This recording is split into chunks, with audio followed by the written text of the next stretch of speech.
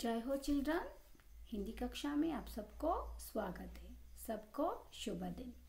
तो आज की कक्षा में हम आपका यानी लास्ट कक्षा से हम देख रहे हैं आपके दूसरा पार्ट जो है बचपन।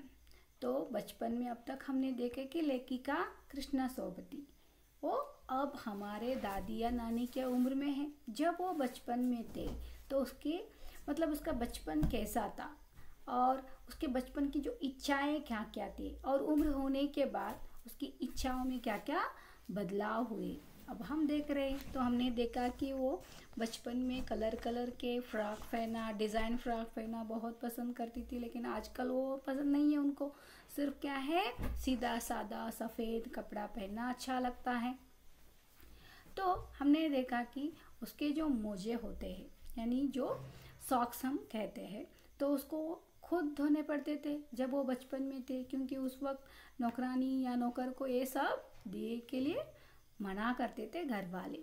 तो अब हम बोल रहे हैं कि वो हम बच्चे इतवार मतलब क्या होता है, इतवार यानी जो है रविवार है। तो सुबह इसी में लगते थे कि धो लेने के बाद अपने अपने जूते पॉलिश करना, उसे चमकाना। जब जूते या कपड़े ब्रश से रगड़ते रगड़ते पॉलिश की चमक उभरने लगती थी। रोज उसे मतलब आज भी बूट पॉलिश करना बहुत अच्छा लगता है। हालांकि अब नई नई किस्म के शू आ चुके हैं। नई नई किस्म की शू यानी मतलब क्या है, किस्म यानी प्रकार।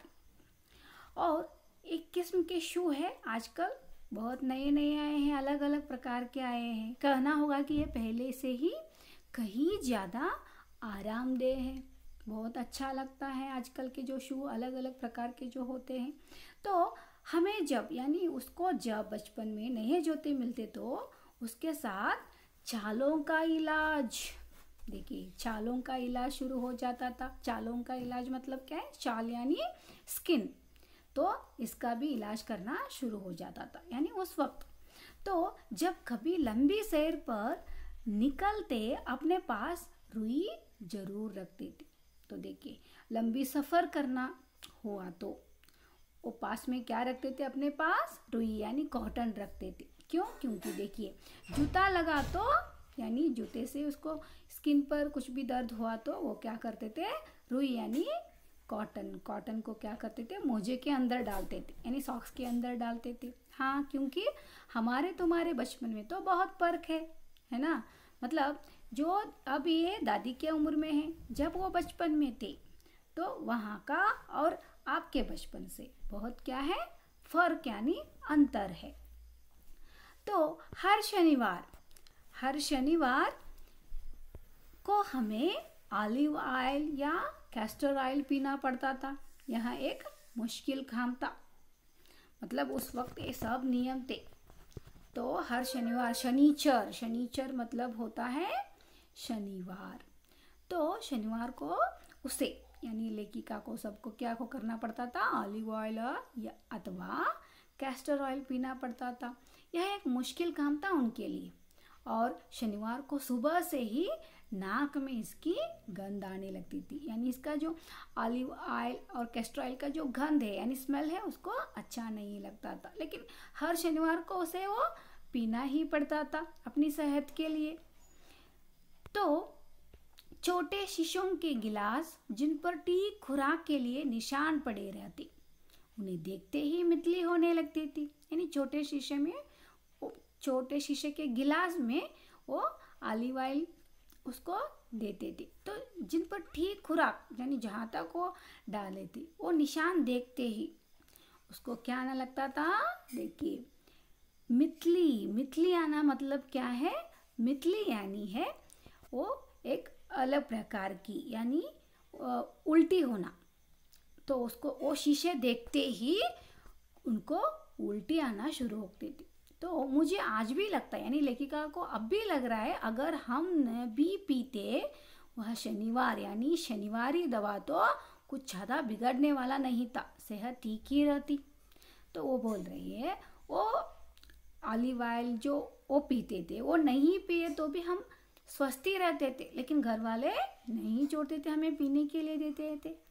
तो तुम्हें बताऊंगी कि हमारे समय और तुम्हारे समय में कितनी दूरी हो चुकी। मतलब वो बता रहे हैं कि उसके समय में यानी उसके बचपन के समय में और आपके समय में कितना दूरी है। यहाँ तक कि बचपन की दिलचस्पियाँ भी बदल गई। तो बचपन की दिलचस्पियाँ मतलब क्या है, मन की इच्छाएं क्या हो गई, अभी बदल गई है। तो याद रहे उन दिनों कुछ घरों में ग्रामोफोन थे, रेडियो और टेलीविजन भी कुछ भी नहीं थे। जब लेखिका कृष्णा सोबती बचपन में थे तो उन दिनों घरों में फ़ोन नहीं थे, रेडियो नहीं थे, टेलीविज़न यानी दूरदर्शन यानी टीवी भी नहीं थे। तो उसके बचपन में यानी उसके बचपन की जो कुल्फ़ी आइसक्रीम, आज उनकी जो बचपन की कुल्फ़ी है अब आइसक्रीम हो गई है। कचौड़ी समोसा क्या हो गई है आजकल, फैटीज में बदल गया है। और शहतूत और फाल से जो मतलब एक तरह का स्वीट होता है। तो शहतूत और शहतूत यानी तूत का फल है। तो शहतूत और फालसे की और खसखस यानी वो एक सूखे बीज है। तो शरबत मतलब उस वक्त के शहतूत और फालसे और खसखस आजकल क्या हो चुके हैं, कोक पेप्सी के रूप में बदल गई है। उन दिनों में कोक नहीं, मतलब लेमनेड, विमटो ऐसी शरबतें पीने के लिए मिलती थी। शिमला और नई दिल्ली में बड़े हुए बच्चों को वैंगर्स और डेविको रेस्तरां की चॉकलेट और पेस्ट्री मजा देने वाली होती। हम भाई बहनों की ड्यूटी लगती शिमला मॉल से ब्राउन ब्रेड लाने की। देखिए उसको शिमला, और कभी वो नई दिल्ली जाते तो बच्चों को चॉकलेट अलग अलग तरीके से, अलग अलग कंपनी का जो चॉकलेट होते हैं ना, वो खाना बहुत मज़ा देते थे उसको। तो भाई बहनों को शिमला और दिल्ली गए तो यही ड्यूटी था, क्या, ब्राउन ब्रेड लेने ना। तो ब्राउन ब्रेड लेकर आना ही उनका ड्यूटी बन चुका था। तो हमारा घर माल से ज़्यादा दूर नहीं था, मतलब उसका जो घर था शिमला में वो माल से ज़्यादा दूर नहीं था। एक छोटी सी चढ़ाई और गिरजा मैदान पहुंच जाते थे। तो एक ही चढ़ाई हो गई तो गिरजा मैदान पहुंच जाती थी। वहाँ से एक उतरे तो वहाँ से नीचे उतरे तो माल पर ही आते थे। कॉन्फ्रेंसरी काउंटर पर तरह तरह की पेस्ट्री और चॉकलेट की खुशबू मन भावनी होती थी। तो माल पर जाते ही जो चॉकलेट थी, कौन कौन से, कन्फेक्शनरी काउंटर की तरह तरह जाते ही पेस्ट्री और चॉकलेट की खुशबू आती थी। तो उस लोग हफ्ते में यानी वीकली में एक बार चॉकलेट खरीदने की छूट थी। छूट यानी क्या है, उसको जाने का अवकाश था। सबसे ज़्यादा उसके पास ही चॉकलेट टॉफ़ी का स्टॉक रहता था। तो वो चॉकलेट लेकर खड़े खड़े कभी न खाती थी, घर लौटकर साइड बोर्ड पर रख देती और रात के खाने के बाद बिस्तर में लेटकर उनका मज़े से खाती थी। तो शिमला के काफल भी बहुत याद आते हैं। लेखिका बोल रहे उसको शिमला की जो काफल तो है वो बहुत याद आते हैं। खट्टे मीठे काफल यानी वो खाने की एक चीज़ है, खट्टे मीठे होते हैं, कुछ एकदम लाल, कुछ गुलाबी, रसभरी कस्मल सोचकर ही मुंह में पानी आ जाता था। चestnut एक और गजब की चीज़ है, आग पर भुने जाते और फिर छिलके उतारकर मुंह में।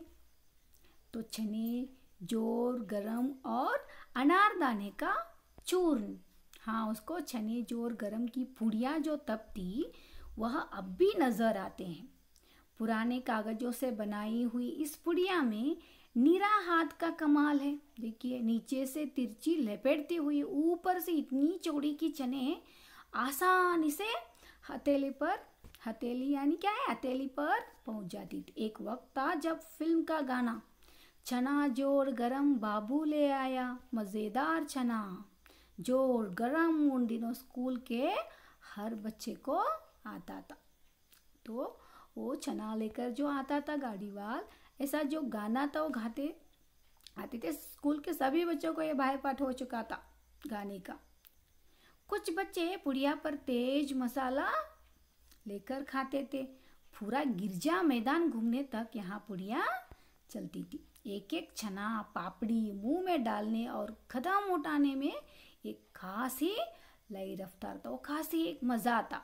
एक एक कदम रख के वो खाते जाना, चना पापड़ी खाते जाना, वो जो मज़ा था वो बहुत ही अलग था। उसको बहुत अच्छा लगता था लेखक को। तो चुटपन में हाँ उसने शिमला रिज पर बहुत मज़े किए थे, घोड़ों की सवारी किए थे। शिमला के हर बच्चे को कभी ना कभी यहाँ मौका मिल ही जाता था। कौन सा मौका? घोड़े की सवारी की मौका। तो अब तक आपने देखे कि लेखिका जब शिमला और दिल्ली जाते तो वहाँ पे अलग अलग के प्रकार के चॉकलेट सभी लेकर आते थे। तो घोड़सवारी कैसे करते थे सब हमने देखी। तो बच्चों आगे के कक्षा में उसकी बचपन कैसे है हम देखेंगे।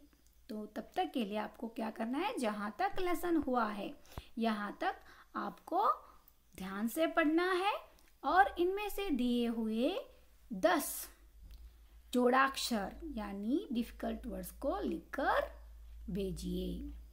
तो जय हिंद बच्चों।